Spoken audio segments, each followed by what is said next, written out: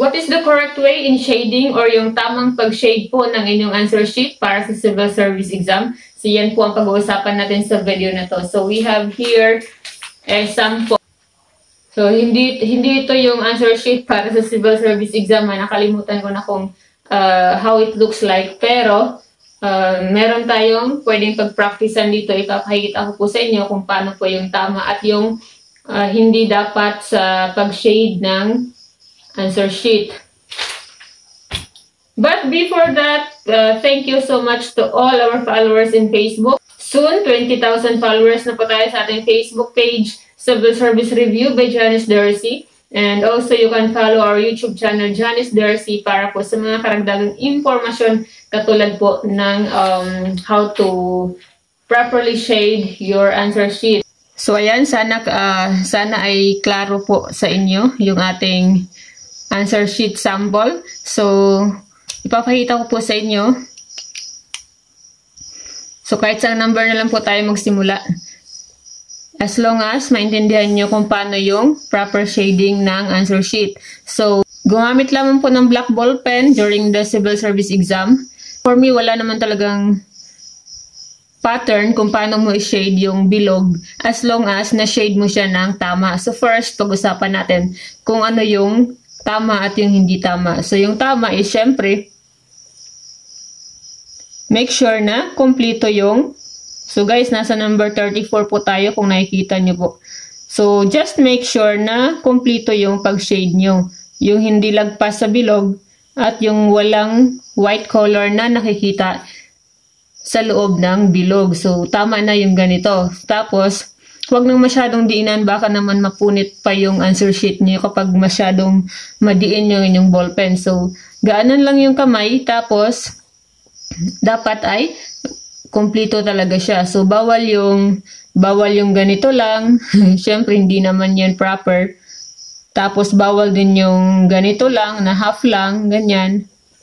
Tapos kung maaari, iwasan nyo yung pag-ganon na pag-shade, yung pag-ganon. Kasi ang pangit, for me ang pangit ng resulta. Pero lang kung sanay ka talagang ganon yung pattern mo. Pero yung pattern ko talaga is, sa Facebook, mayroong mga nagsasabi na dapat daw ay galing sa gitna, palabas hanggang sa makomplito mo yung bilog. So, depende yon sa kamay mo kung alam mong mag-control ng kamay mo na hindi lumampas. Yung sa akin kasi is, yung pattern ko kasi is ganito. Kadalasan nagsisimula ako sa labas, papunta sa loob.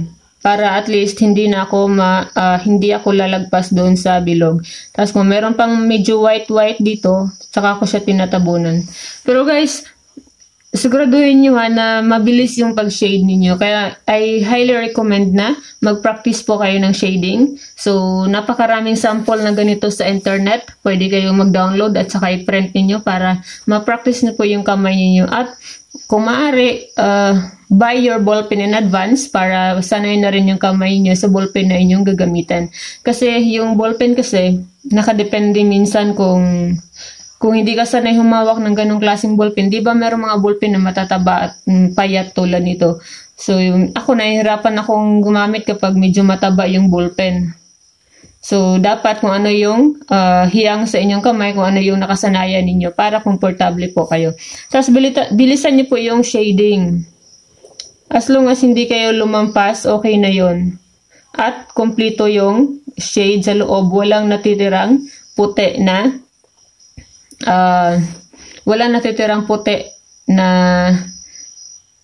sa loob ng bilog. So, paano kapag merong mga nagtatanong, paano kapag mali yung first mo na sagot? So, I think isang beses lang pwedeng magkamali. Tapos, kapag mali ka, so for example, dito, kung gusto mong palitan, so, lagyan mo lang yan ng X, ganyan.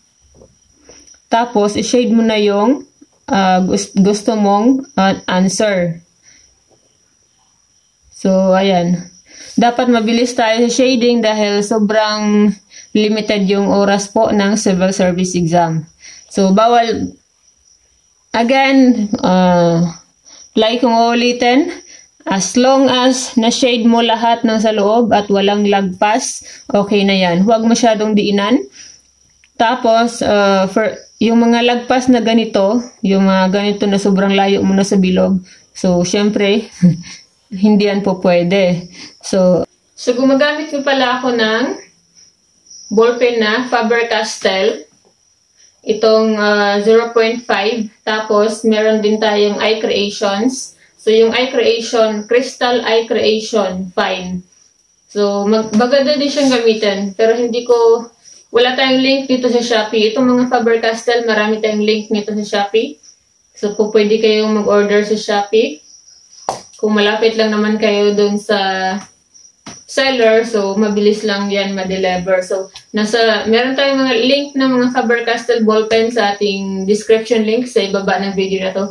At kung sa Facebook niyo po ito mapapanood, so meron din tayong Faber-Castell link sa Shopee.